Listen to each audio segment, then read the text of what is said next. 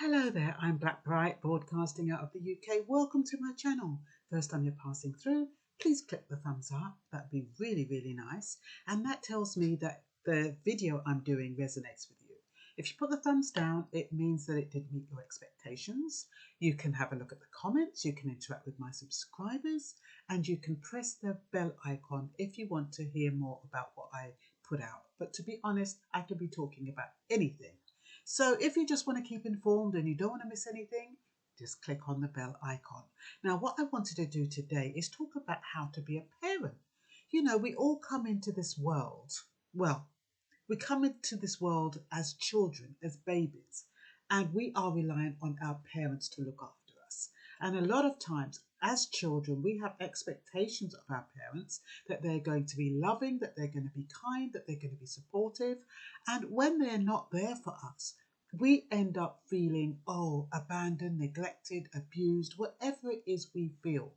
Our parents are not there when we cry. Our parents put us down and forget about us. Some parents smother us. Some parents do it just right. Some parents have just got a natural knack on how to be a parent. But who teaches them? How do you become a parent, an effective parent? And especially if you've got a lot of baggage and you just think, oh yeah, I'm going to have a baby. Some people have babies and they don't expect to have them. When I say they don't expect to have them, they didn't plan for them, but they're against abortion, so they decide to have one and they think, oh yeah, I'm going to have a baby. I'm going to buy some cute little clothes for it. I'm going to put, if it's a girl, I'm going to put her hair in pigtails. I'm going to get one of those pretty little bands around her hair. And if it's a boy, I'm going to dress him this way. And they don't really think about parenting. I remember when I was young and I had my first child, I didn't think about parenting. I had a child, and that child was with me, but it didn't occur to me that I had to behave in a certain way in order to bring out the best in that child. It didn't occur to me that I would need to be consistent. It didn't occur to me that I need to have a stable foundation. But now I had a child. It didn't occur to me that I needed to speak in a certain way to that child in order to bring out the best in that child. It didn't occur to me that I needed to encourage that child, nurture that child. I just had a child that I used to drag around with me all over the place. And as long as that child was with me, that's all that mattered. Whatever that environment was, it didn't occur to me. And as we bring children into the world, as we're getting older, there's much more resources than when I was young. We didn't have all these resources online and on YouTube and, library books. We didn't have that. But even though we do have that, some parents, they do not reach out to those resources to bring up their children. And sometimes those resources seem so out of whack and unrealistic, people ignore them anyway. So what's a realistic and simple way to be a good parent? The most important thing for a child is consistency. If you're going to pick up that child at a certain time or whenever he cries, you need to be consistent. No point picking him up when you're in a good mood, and then when you're not in a good mood, you leave them to bawl their eyes out. It creates anxiety in the child. You need to know that, okay, if you're going to pick up a child, you're going to you're going to know what time you're going to pick that child up, whether it's for feeding, whether it's to check what they feel uncomfortable in their nappy, whatever it is, to make sure that child is okay. Even if you pick up that child for a few minutes to make sure that the child is okay and then put it down.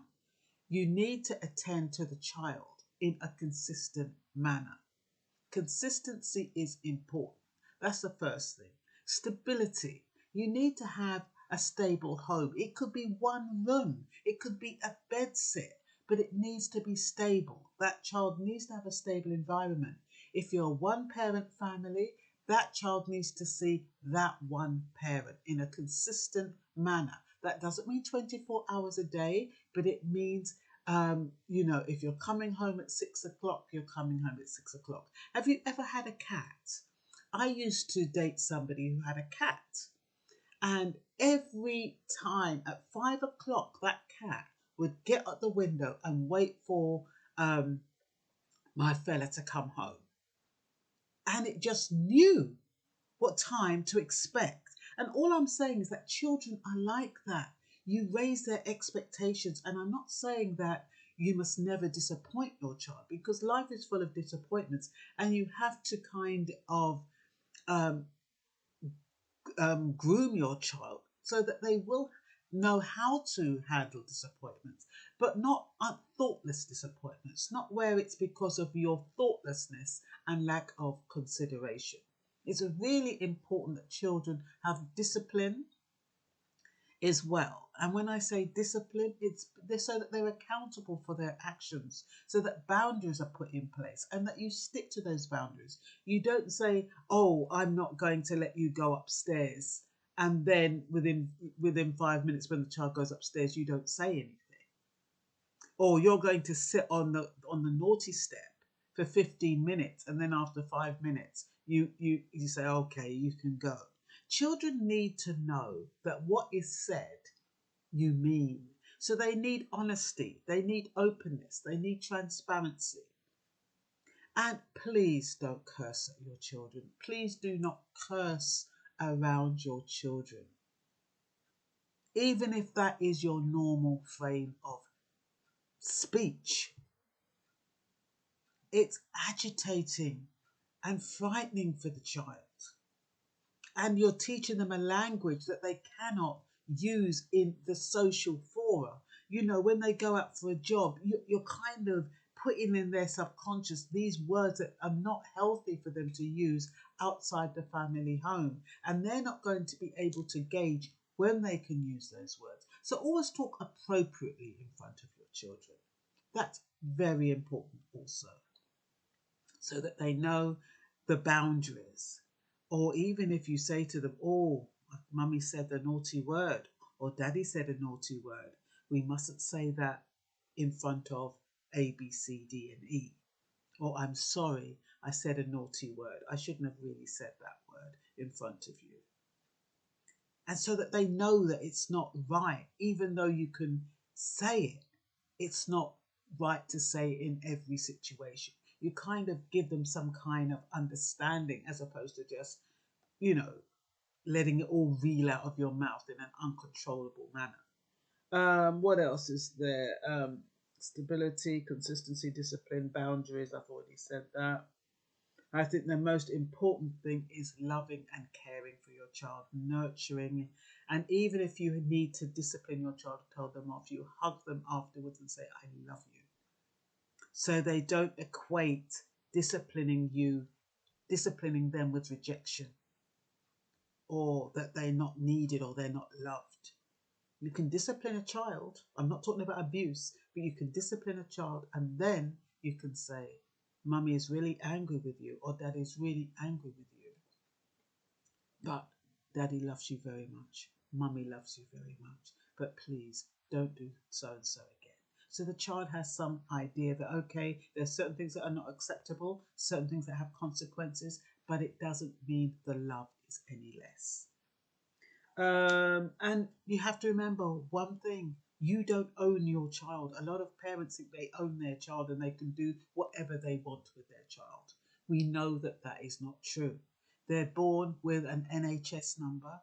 That means they belong to the government. The government tells you what to do with your child. The government tells you that it has to be registered with a doctor, it has to go to school, and it has all kinds of rules and regulation for your child. And if you don't treat your child well, it's going to go off into social care and goodness knows what. So you don't own your child. You, just because you brought that child into this world, you can't do whatever you want with that child. So keep that in the back of your mind as well. Bring a child in the world is hard enough. It takes a lot of patience, it takes a lot of resilience, it takes a lot of tolerance. But bringing a child does so much to, within yourself. You can grow so much. It teaches you the art of selflessness, because now you're responsible for somebody outside yourself, and you need to take that responsibility seriously. Okay, so I'm not going to go into too much. I'm not going to have this too long. I think the basic things is just that love, nurture, and caring, consistency, honesty, and transparency. And you might think it's just a baby can't understand. You'll be. I'm sure you remember things that your mother said to you when you were 3 or 4, and you're like, how the hell did I remember that? You remember situations that when you were 7 or 8. So remember, children. Just because they're children doesn't mean they don't see, hear, and know and understand. They do. So just be very conscious about what you say in front of them and how you say it. And of course, I've talked about discipline. Discipline has to be fair and moderate. No abuse, and always reassure with love. And I've already talked about the consistency. That's just about behaving in a consistent manner. That's a consistent way that you can keep up during their formative years. The most important years of a child is between the ages of 4 and 10. Whatever happens in that period is going to they're going to carry that through the rest of their lives. And it takes years and years and years if there's any damage during those formative years. So please be careful what you teach your child and what environment you put your child in during the ages of 4 to 11. And that includes language. If you take your child to a different country during those years, they'll pick up that language and they won't forget it. Okay, so yeah, I think that's all for now. Hope this is helpful. Bye bye.